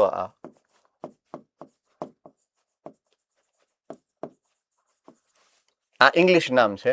હવે એમાં પાછળથી અહીંયાથી શરૂ કરું ને એટલે એમાઇન્સ આવે. Amines, amines. અને આ વીટ શબ્દ છે ને એ આમાંથી આવ્યો, વાઇટલ. વાઇટલ એમાઇન્સ છે. વાઇટલ એટલે શું? વાઇટલ શબ્દ એટલે એવી કે જીવન એના વગર ટકે નહીં ને એવી જે ક્રિયાવિધિઓ છે ને વાઇટલ ક્રિયાવિધિઓ કહેવાય. જીવન જરૂરી, જીવન માટે અનિવાર્ય ક્રિયા, શ્વસન છે ને એ વાઇટલ એક્ટિવિટી કહેવાય. તમારા હૃદયના ધબકારા થવા એ વાઇટલ એક્ટિવિટી કહેવાય. ક્રિયાવિધિ એવી છે કે જે થાય છે તો જ તમે જીવો, નહીતર ન જીવી શકો એમ, બરાબર છે. દાખલા તરીકે આંખ છે એ ન હોય તો તમે જીવી શકો કે નહીં? જીવી શકાય. પણ હૃદય ન હોય તો હૃદય વાઇટલ ઓર્ગન કહેવાય. આંખ વાઇટલ ઓર્ગન નથી. હવે સમજાય છે હું જે કહેવા માંગુ છું? ફેફસું છે ને એ ન હોય તો જીવી ન શકાય, એ વાઇટલ ઓર્ગન કહેવાય. મૂત્રપિંડ 2 માંથી 1 હોય તો હાલે, પણ 2 માંથી 2 ન હોય તો ન હાલે ને. મૂત્રપિંડ વાઇટલ ઓર્ગન કહેવાય. ક્લિયર થાય છે? યસ ઓર નો? તો ચયાપચયમાં અમુક એક્ટિવિટી એવી છે, ચયાપચયની જે પ્રક્રિયા છે એમાં અમુક એક્ટિવિટી એવી છે કે જે વાઇટલ છે, કે એના વગર આપણે જીવી ન શકીએ. તો એવી ચયાપચયની ક્રિયાવિધિમાં અમુક પૂરક પદાર્થો ઉમેરવા પડતા હોય, સહકારકો. યાદ આવ્યું? ચેપ્ટર નંબર 9 સૌથી છેલ્લો પોઈન્ટ, સહકારકો. સહકારકોમાં વિટામિન આવ્યા હતા, તમને યાદ હોય તો. બસ ઈ આ વિટામિન છે કે એના વગર ઈ પ્રક્રિયાઓ ન થાય. એટલે વાઇટલ એમાઇન્સ. આ એમાઇન્સ એટલે શું? તો કે એમિનો એસિડનું વ્યુત્પન્ન છે. એમાઇન એમિનો એસિડ માંથી બને, બરાબર છે. એટલે કાર્બનિક એસિડ અને વિટામિન એ વચગાળાની નિપજો છે. હોય કાર્બનિક જ, એ બધા કાર્બનિક એસિડ કાર્બનિક જ હોય, વિટામિન પણ કાર્બનિક પદાર્થો જ છે. પણ આ લિસ્ટમાં મેં એટલા માટે નથી રાખ્યા કે આમાંથી આ બનવાની વચગાળાની પ્રોડક્ટ છે, જે ચયાપચયમાં ચયાપચયક તરીકે વપરાતી હોય. આ બધી પ્રોડક્ટ્સ, આ બધી શું કહેવાય અણુઓ, આ બધા. તો મૂળભૂત રીતે આપણે આ રીતે સમજવાનું છે. ઓકે, હવે એને અહીંયા સરસ મજાનું અભિવ્યક્ત કરેલું છે કે જૈવ અણુ એટલે એવા અણુ જે સજીવના દેહ કે કોષોમાં જોવા મળે. આ અણુઓ જીવનના મૂળભૂત ઘટક છે કે જે તમામ જૈવિક પ્રક્રિયામાં મહત્વનો ભાગ ભજવે છે. એ પછી બંધારણીય હશે કે ચયાપચયની હશે. બે પ્રકારની વાત છે, કાર્બનિક અણુઓ, અકાર્બનિક અણુઓ. કાર્બનિક અણુઓ કોને કહેવાય? કાર્બન આધારિત જટિલ સંરચનાઓ કે જે જીવનની વિવિધતા અને કાર્યક્ષમતા માટે જરૂરી છે. જટિલ સંરચનાઓ એટલે કે બંધારણ તમારું, બરાબર છે. અકાર્બનિક અણુઓ તો સરળ અને રાસાયણિક તત્વો છે કે સંયોજન છે કે જે જૈવિક પ્રક્રિયાને, જૈવિક પ્રક્રિયા એટલે દેહધાર્મિક પ્રક્રિયાને ટેકો આપે, એટલે કે ચયાપચય. એટલે મેં અકાર્બનિક અણુઓ માટે શું શબ્દ વાપર્યો? ચયાપચયિક ઘટકો. અને મેં કાર્બનિક અણુઓ માટે શું શબ્દ વાપર્યો? બંધારણીય ઘટકો. ચાલો, આટલો પોર્શન ક્લિયર છે બધાના મગજમાં? થમ્સ અપ. ઓકે, હવે મારે જાણવું છે કે આપણા શરીરમાં કે કોઈ પણ સજીવના શરીરમાં કેટલા અણુઓ બંધારણીય ઘટક છે, કેટલા અણુઓ ચયાપચયિક ઘટકો છે. તો એના માટે થઈ અને મારે પેશીનું વિશ્લેષણ કરવું પડે. કોઈ પણ વનસ્પતિની પેશી કે કોઈ પણ પ્રાણીની પેશી લઈ અને એનું રાસાયણિક વિશ્લેષણ કરવું પડે. રાસાયણિક વિશ્લેષણ કરવાનો મતલબ શું થાય? એની અંદર કયા કયા રસાયણો છે એ ચેક કરવા પડે, એને રાસાયણિક વિશ્લેષણ કહેવાય. હવે એ કરવું છે તો મારે પ્રયોગો કરવા પડે. એટલે સૌથી પહેલા આપણે પ્રયોગની વાત કરીએ, જે ચેપ્ટર નંબર 9 ની શરૂઆતમાં આપેલા છે, બરાબર છે. તો રાસાયણિક જે બંધારણ છે એનું વિશ્લેષણ કરવું હોય તો કોઈ પણ પેશીને તમારે સૌથી પહેલા શું કરવું પડે? પેશીને ખાંડી નાખવી પડે, વાટવી પડે, બરાબર છે. તો એના માટે થઈને તમારે શું લેવું પડે? ખાંડણી અને દસ્તો. આવી રહ્યું, જો અહીંયા આપેલું જ છે. ખાંડણી અને દસ્તો લ્યો, એની અંદર જે તે પેશીનો ટુકડો નાખી, બરાબર છે, અને એમાં એક મંદ એસિડ નાખવું પડે. કોઈ પણ એક મંદ એસિડ નાખવું પડે. અહીંયા જે તમારી બુક પ્રમાણે છે, કયું છે? Trichloro acetic acid. શું છે? Trichloro acetic acid. એ એમાં નાખો અને પછી ઓલો દસ્તાથી તમે હલાવો, એકદમ મસળી નાખો, એટલે એ પેશી જે એસિડ એની સાથે પ્રક્રિયા કરશે, એટલે બધા કોષો જે જોડાયેલા છે ને એ કોષોને એકબીજાથી છૂટા પાડી નાખે. તમે દસ્તો મારો છો એટલે એ કોષ રસ પટલ કે કોષ દિવાલ છે એને તોડશે, એટલે કોષો બધા તૂટી ફૂટી જશે, બરાબર છે. કોષો બધા તૂટી ફૂટી જાય એને કહેવાય પેશીની વાટ લગાડી દીધી, એટલે પેશી વાટવી કહેવાય એને, બરાબર છે. એટલે સૌથી પહેલી ઘટના એ બને, પેશીને વાટવી. વાટી લ્યો પછી એને ગાળવી પડે. એટલે બીકર લઈ એની ઉપર ગરણી રાખવાની, એની ઉપર ઓલો ચીઝ ક્લોથ રાખવાનું, એની ઉપરથી આ જે વાટેલી ટીશ્યુ પેશી છે એ નાખવાની અને પછી એને નીતરવા દેવાનું. એટલે પાણી એટલે કે એસિડ બધું નીચે આવી જશે અને બાકીનો માલ સામાન બધો ક્યાં રહી જશે? ઉપરની બાજુએ. એટલે ચીઝ ક્લોથ અથવા તો રૂ વડે જે ઓલી પેસ્ટ બની હતી, સ્લરી પેસ્ટ, એને ગાળી નાખવાની. એટલે ગારણ કરવાનું. અને ત્રીજું, બે ભાગ અલગ કરવાના, બે ભાગને અલગ કરવાના. ઉપરનો ભાગ જે રહી ગયો છે એસિડ અદ્રાવ્ય ભાગ કહેવાય. નીચે એસિડની સાથે જેટલા ભાગ આવ્યા હશે, જેટલા રસાયણો આવ્યા હશે, એ ભાગને આપણે કીધું છે એસિડ દ્રાવ્ય ભાગ.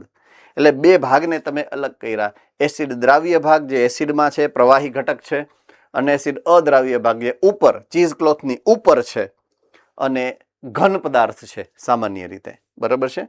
તો દ્રાવ્ય અને અદ્રાવ્ય એમ બે ભાગ પ્રાપ્ત થશે. તો જે ગારણ છે, જે એસિડ દ્રાવ્ય ભાગ છે, એની અંદર કોણ કોણ હશે, શું હશે? તો એની અંદર બધા જ અકાર્બનિક દ્રવ્યો હશે.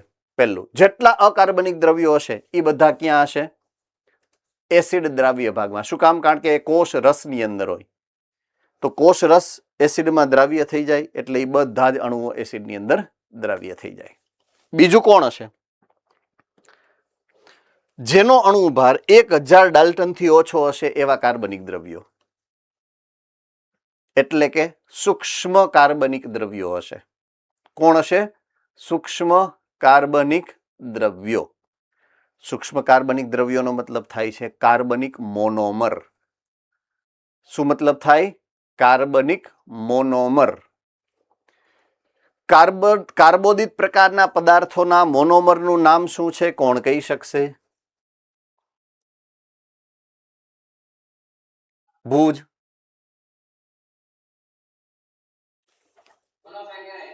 Yes, good. શર્કરા અથવા તો મોનોસેકેરાઇડ. બરાબર છે. લિપિડના મોનોમરનું નામ શું છે?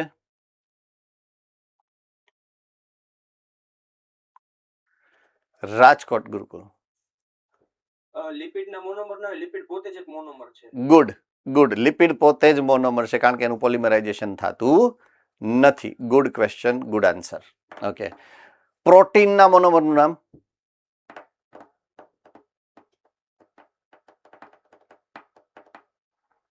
મોડાસા સેન્ટર. એમિનો એસિડ અને ન્યુક્લિક એસિડના મોનોમરનું નામ? ભાઈલી સેન્ટરમાંથી બોલો કંઈક કંઈક, વાંધો નહીં. ગુડ. હા, એમ હસતા હસતા સરસ બોલો. Very good. ન્યુક્લિયોટાઇડ.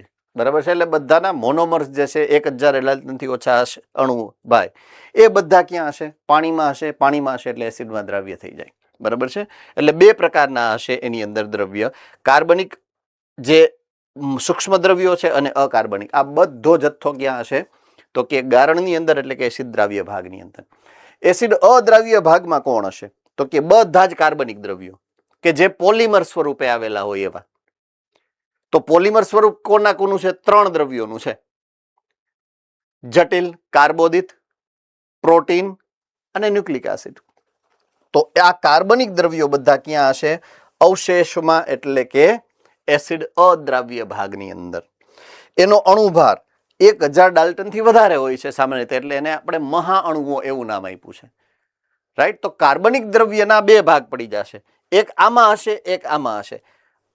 એસિડ દ્રાવ્ય ભાગમાં હશે એ કાર્બનિક સૂક્ષ્મ અણુ હશે, અને એસિડ અદ્રાવ્ય ભાગમાં હશે એ કાર્બનિક મહાઅણુઓ હશે. આમાં અકાર્બનિક દ્રવ્યો ન હોય, અકાર્બનિક દ્રવ્યો આમાં જ હોય છે. બરાબર છે. ચાલો, આમાં કોઈને કાંઈ મુશ્કેલી પડી હોય, ન સમજાણું હોય એવું મુદ્દો કોઈ હોય તો પૂછી શકો છો. છે કોઈને કાંઈ એવો મુદ્દો કે જે આમાં ન સમજાણો હોય? Okay, right. અકાર્બનિક દ્રવ્ય જેટલા પણ ઓલા લિક્વિડમાં મળેલા છે એસિડ દ્રાવ્ય ભાગમાં, એનું વિશ્લેષણ જો કરવું હોય તો કઈ રીતે કરી શકાય? બરાબર છે. તો અકાર્બનિક દ્રવ્યનું વિશ્લેષણ બે ભાગમાંથી થઈ શકે. બે ભાગમાંથી થઈ શકે. એક એસિડ દ્રાવ્ય જથ્થામાંથી થાય અને એક એસિડ અદ્રાવ્ય જથ્થામાંથી થાય. આ તો લિક્વિડ જ છે એટલે એમાં સામાન્ય રાસાયણિક કસોટીઓ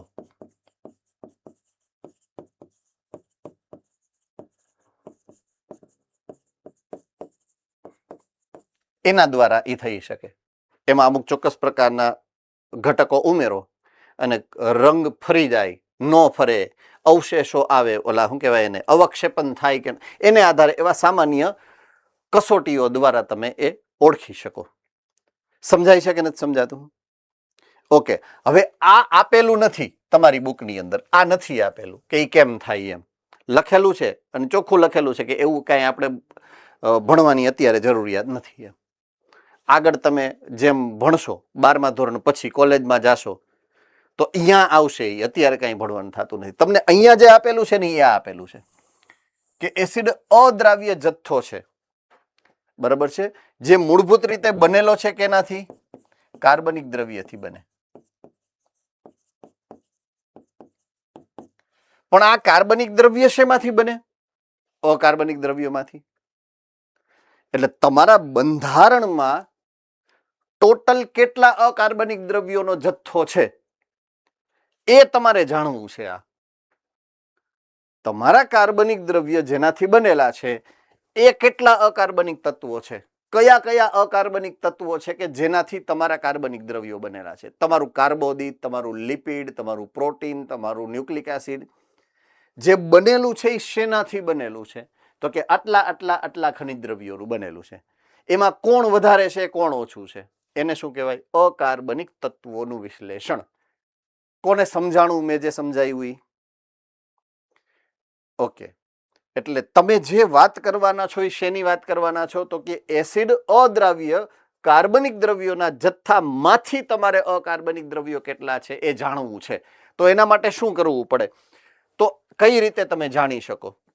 એક, ભીનું વજન એટલે કે સામાન્ય વજન. બીજું, શુષ્ક દ્રવ્ય, શુષ્ક વજન. બરાબર છે? તો આ બે શું છે એ સમજાવું તમને. તમારે મૂળભૂત રીતે આ પ્રક્રિયા કરવા માટે એક ઘણા બધા સ્ટેપમાંથી પસાર થવું પડે. તો સૌથી પહેલું સ્ટેપ શું? દાખલા તરીકે તમને કોઈ વનસ્પતિ પેશી આપી છે, સે ફોર એક્ઝામ્પલ સફરજન, રાઈટ? તો સફરજન તમારે વજન કરવાનું એનું. જે તમને સફરજન મળ્યું છે, દાખલા તરીકે 100 ગ્રામ છે, નાનું એવું સફરજન છે, 100 ગ્રામનું વજન છે એનું. તો એ એનું શું છે? ભીનું વજન છે. શું છે? એનું ભીનું વજન, સામાન્ય વજન છે. હવે પછી શું કરવું? નેક્સ્ટ સ્ટેપ શું? સુકવણી કરવાની.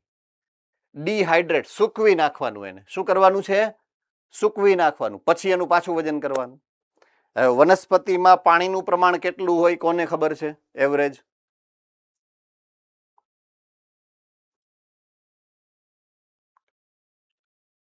રાજકોટ 90%. 80 થી 90%. સે ફોર એક્ઝામ્પલ 90%. તો 90% પાણી આપણે તમે ભીનું વજન લીધું હતું એ કેટલું લીધું? 100 ગ્રામ. એમાંથી 80 થી 90 ગ્રામ વજન તો ઉડી ગયું. તો વાહે વધશે કેટલું? 10 થી 20 ગ્રામ. એ જે વજન મળશે તમને, સે ફોર એક્ઝામ્પલ 15 ગ્રામ વધ્યું, તો 15 ગ્રામ તમારું શું થઈ ગયું? શુષ્ક વજન થઈ ગયું. શું થઈ ગયું? શુષ્ક વજન. એટલે સ્ટેપ 1 તમે શું કર્યું હતું? એક વનસ્પતિ પેશી લીધી, એનું વજન કર્યું, પછી એને સૂકવી નાખી સ્ટેપ નંબર 2 માં અને એનું વજન કર્યું. તો પહેલું વજન મળ્યું એને ભીનું વજન કહેવાય, બીજું વજન કર્યું એને સૂકું વજન કહેવાય. હવે શું કરવાનું? સ્ટેપ નંબર 3, એ જે સુકાઈ ગયેલી પેશી છે એને બાળી નાખવાની, એનું દહન કરી નાખવાનું. શું કરવાનું છે? દહન કરી નાખવાનું. દહન કરી નાખો એટલે એ બળી જાય. 100% બળી જાય એટલે રાખ વધે વાહે. શું વધે? રાખ. સંપૂર્ણ દહન કરી નાખવાનું. રાઈટ? હવે એમાં એક લખેલું હશે કે જ્યારે દહન થાય છે કાર્બનિક દ્રવ્યોનું, ત્યારે કાર્બન ડાયોક્સાઇડ અને પાણી વરાળ સ્વરૂપે છૂટા પડી અને હવામાં વયા જાય. બરાબર છે? હા કે ના? જો એવું લખેલું હશે તમારી બુકમાં, બુક તો તમારી પાસે નહીં હોય અત્યારે, પણ કદાચ યાદ કરો તોની વાત છે. તો જ્યારે કોઈ પણ કાર્બનિક દ્રવ્યનું તમે દહન કરો ને, કોઈ પણ કાર્બનિક પદાર્થનું દહન કરો, ત્યારે કાર્બન ડાયોક્સાઇડ અને પાણી આ બે વસ્તુ તમને મળે. પાણી એટલે એ વરાળ સ્વરૂપે છૂટું પડે, ધુવાળો નીકળે. ટૂંકમાં બાળો એટલે ધુવાળો નીકળે. ધુવાળામાં કાર્બન ડાયોક્સાઇડ અને પાણીની વરાળ હોય એમ. રેડી? હવે એ શું કામ હોય? કોણ કહી શકશે? કોણ છે? હા બોલો. તમે કીધું કે પેશીને પહેલા સૂકવી નાખવાનું એટલે પાણી વહી ગયું અને દહન કર્યું તો પાણી કેવી રીતે મળે પાછું?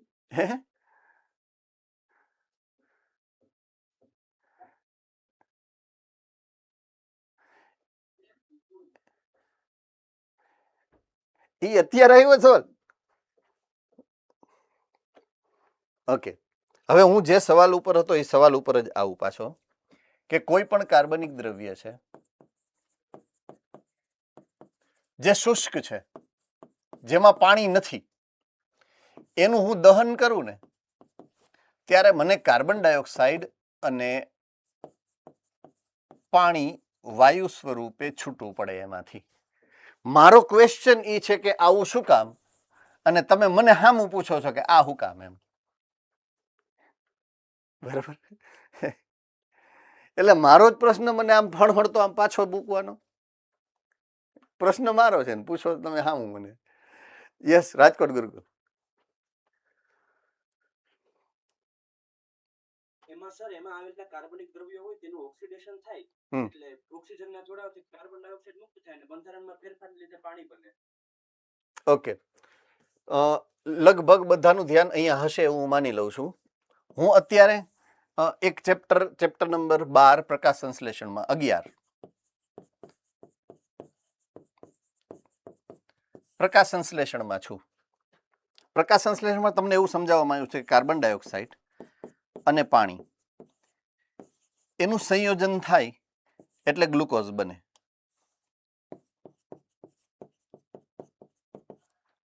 બરાબર છે. આ ગ્લુકોઝમાંથી જો એનું પોલિમરાઇઝેશન થાય, બરાબર છે, તો બને છે જટિલ કાર્બોદિત.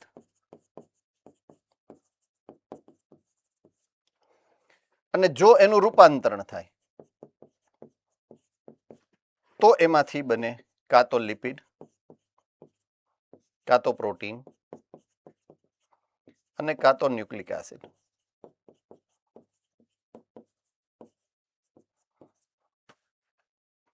આ તમને એમ્ફીબોલિક પરિપથમાં સમજાવેલું છે, શ્વસન પરિપથ, તો ચેપ્ટર નંબર 12 માં. બરાબર છે. તો ગ્લુકોઝમાંથી જ તો હવે તમે બાળો છો કોને? આને બાળો છો કોને? તમે કાં તો કાર્બોદિતને બાળો છો, કાં લિપિડને બાળો છો, કાં તો પ્રોટીનને બાળો છો, ને કાં તો હવે એ શેમાંથી બન્યું છે? ગ્લુકોઝમાંથી. ગ્લુકોઝ શેમાંથી બન્યો છે? ગ્લુકોઝ શેમાંથી બન્યો છે? કમોન, કાર્બન ડાયોક્સાઇડ અને પાણીમાંથી. તો હું જ્યારે એને બાળું આ બધાઈને તો એમાંથી નીકળે હું? જેમાંથી બન્યો છે એ જ નીકળે ને પદાર્થ. એટલા માટે આ બે નીકળે છે. अब समझ में आ रही है बात प्रॉपरली? यस और नो? મોરબી સેન્ટર પાણી ક્યાંથી આવ્યું એ સમજાણું?